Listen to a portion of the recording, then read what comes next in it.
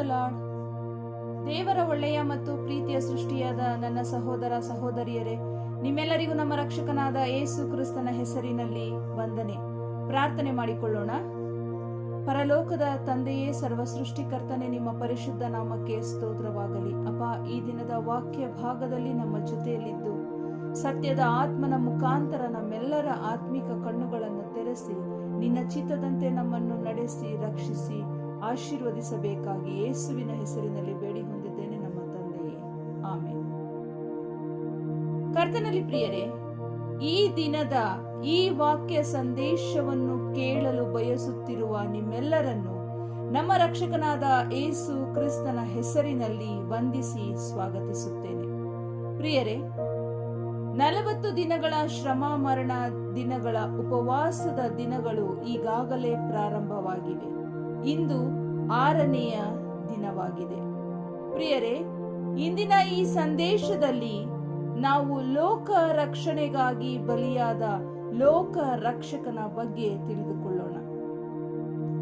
ಇಲ್ಲಿ ಗಮನಿಸಿ, ಲೋಕ ರಕ್ಷಕನಾದ ಯೇಸು ಇಡೀ ಲೋಕ ರಕ್ಷಣೆಗಾಗಿ ತನ್ನನ್ನು ತಾನು ತಗ್ಗಿಸಿಕೊಂಡು ತನ್ನ ಪ್ರಾಣವನ್ನು ತ್ಯಾಗ ಮಾಡಿದರು. ಇಲ್ಲಿ ಗಮನಿಸಿ, ಇಡೀ ಲೋಕಕ್ಕಾಗಿ ಅಂದರೆ ಯಾರ್ಯಾರು ಯೇಸು ಕ್ರಿಸ್ತನನ್ನು ನಂಬಿದ್ದಾರೋ ಅವರಿಗಾಗಿ ಮಾತ್ರವಲ್ಲದೆ ಇಡೀ ಮಾನವ ಕುಲಕ್ಕಾಗಿ ಬಲಿಯಾದ ಲೋಕ ರಕ್ಷಕನು. ಯಾರ್ಯಾರು ಆತನನ್ನು ಅರಿಯದೇ ಇದ್ದಾರೋ ಅವರಿಗೂ ಸಹಿತ ಆತನು ಎಲ್ಲರಿಗೂ ಒಟ್ಟಾಗಿ ಸೇರಿ ಇಡೀ ಲೋಕದ ರಕ್ಷಣೆಗಾಗಿ ಆತನು ತನ್ನನ್ನು ತಾನು ಮರಣಕ್ಕೆ ಒಪ್ಪಿಸಿಕೊಟ್ಟನು.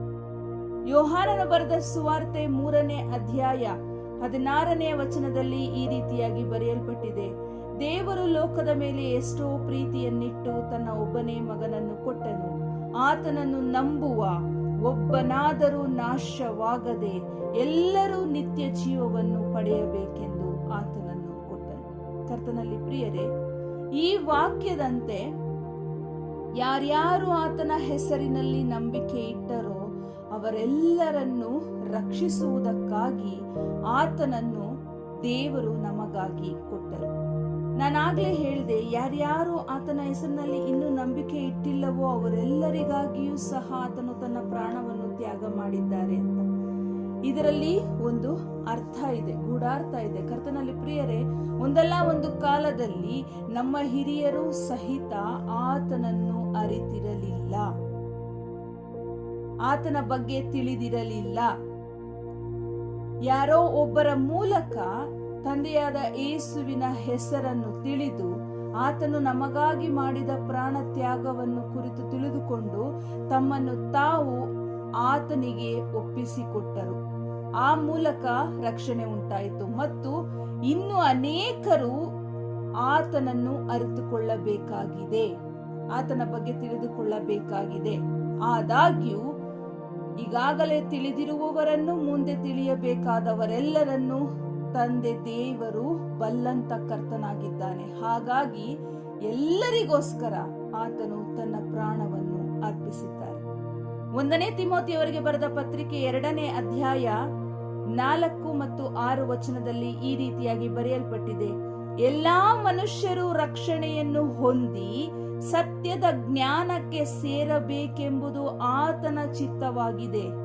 ಏಕೆಂದರೆ ದೇವರು ಒಬ್ಬನೇ, ದೇವರಿಗೂ ಮನುಷ್ಯರಿಗೂ ಮಧ್ಯಸ್ಥನು ಒಬ್ಬನೇ, ಆತನು ಮನುಷ್ಯನಾಗಿರುವ ಕ್ರಿಸ್ತ ಯೇಸುವೆ. ಆತನು ಎಲ್ಲರ ವಿಮೋಚನಾರ್ಥವಾಗಿ ತನ್ನನ್ನು ತಾನು ಒಪ್ಪಿಸಿಕೊಟ್ಟನು.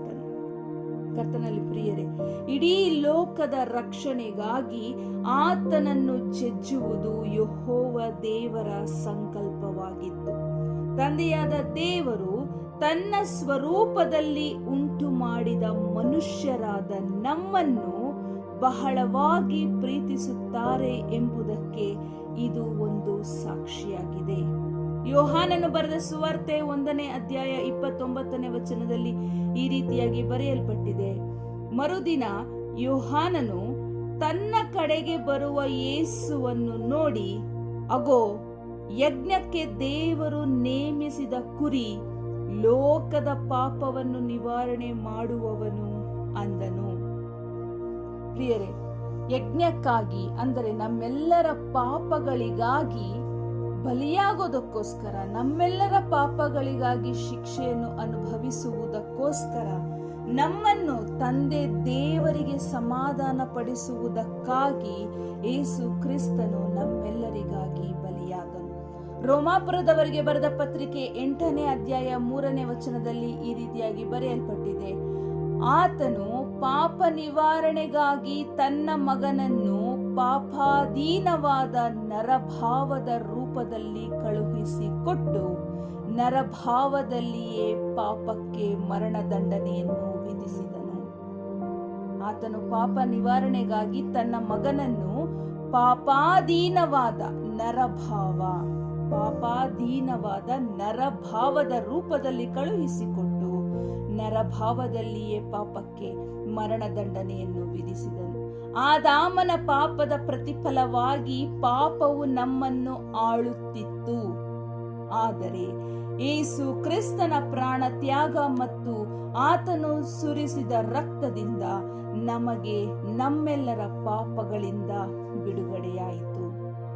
ಇಬ್ರಿಯರಿಗೆ ಬರೆದ ಪತ್ರಿಕೆ 10ನೇ ಅಧ್ಯಾಯ 10ನೇ ವಚನದಲ್ಲಿ ಈ ರೀತಿಯಾಗಿ ಬರೆಯಲ್ಪಟ್ಟಿದೆ, ಯೇಸು ಕ್ರಿಸ್ತನು ಒಂದೇ ಸಾರಿ ದೇಹ ಸಮರ್ಪಣೆ ಮಾಡಿ ದೇವರ ಚಿತ್ತವನ್ನು ನೆರವೇರಿಸಿದ್ದರಿಂದಲೇ ನಾವು ಶುದ್ಧರಾದೆವು. ಕರ್ತನಲ್ಲಿ ಪ್ರಿಯರೇ, ಈ ಉಪವಾಸದ ದಿನಗಳಲ್ಲಿ ತಂದೆ ದೇವರನ್ನು, ಆತನ ಪ್ರೀತಿಯನ್ನು, ಆತನ ಏಕಕುಮಾರನಾದ ಯೇಸುವಿನ ಪ್ರಾಣ ತ್ಯಾಗವನ್ನು, ರಕ್ಷಣೆಯನ್ನು ಕುರಿತು ನಾವು ತಿಳಿದುಕೊಂಡೆವು. ಯೇಸು ಕ್ರಿಸ್ತನು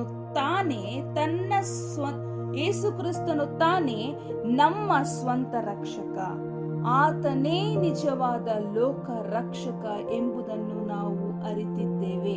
ಹಾಗಾಗಿ ಆತನಿಗಾಗಿಯೇ ಜೀವಿಸಬೇಕು ಎಂಬ ಗುರಿಯೊಂದಿಗೆ ನಮ್ಮ ಜೀವಿತವನ್ನು ಸಾಗಿಸೋಣ. ಕರ್ತನಲ್ಲಿ ಪ್ರಿಯರೇ, ಯೇಸುವಿನ ರಕ್ತಕ್ಕೆ ಜಯವಾಗಲಿ.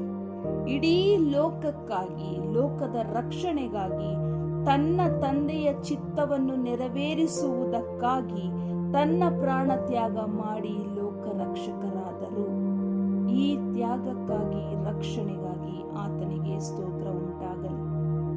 ಕರ್ತನಲ್ಲಿ ಪ್ರಿಯರೇ, ಈ ವಾಕ್ಯ ಭಾಗವನ್ನು ಕೇಳುವವರಾದ ನಿಮ್ಮಲ್ಲಿ ಯಾರ್ಯಾರು ಹೌದು, ನಾನು ನಂಬುತ್ತೇನೆ, ಆತನೇ ನಿಜವಾದ ಲೋಕ ರಕ್ಷಕ, ಪಾಪಿಯಾದ ನನ್ನನ್ನು ನನ್ನ ಪಾಪಗಳಿಂದ ಬಿಡಿಸುವವನು ಆತನೇ ಎಂದು ನಂಬುತ್ತೀರೋ, ಅಂಥವರೆಲ್ಲರಿಗೂ ಈ ಒಂದು ರಕ್ಷಣೆ ಸಿಕ್ಕುತ್ತದೆ. ಇದಕ್ಕೆ ಆತನ ಹೆಸರೇ ಸಾಕ್ಷಿಯಾಗಿದೆ. ಯಾರ್ಯಾರು ಆತನಲ್ಲಿ ನಂಬಿಕೆ ಇಟ್ಟು, ಆತನ ಹೆಸರಿನಲ್ಲಿ ನಂಬಿಕೆ ಇಟ್ಟು, ಆತನೇ ನಿಜವಾದ ನನ್ನ ರಕ್ಷಕ, ನನ್ನ ಸ್ವಂತ ರಕ್ಷಕ ಎಂದು ಬಾಯಿಂದ ಅರಿಕೆ ಮಾಡಿ ಹೃದಯಗಳಲ್ಲಿ ನಂಬುತ್ತಾರೋ, ಅಂಥವರೆಲ್ಲರಿಗೆ ಆತನು ತನ್ನ ಮಕ್ಕಳಾಗುವಂತ ಅಧಿಕಾರವನ್ನ ಕೊಡ್ತಾರೆ. ಯಾರ್ಯಾರು ಆತನ ಹೆಸರಲ್ಲಿ ನಂಬಿಕೆ ಇಡ್ತಾರೋ ಅಂಥವರೆಲ್ಲರ ಪಾಪಗಳು ಕ್ಷಮಿಸಲ್ಪಡ್ತವೆ.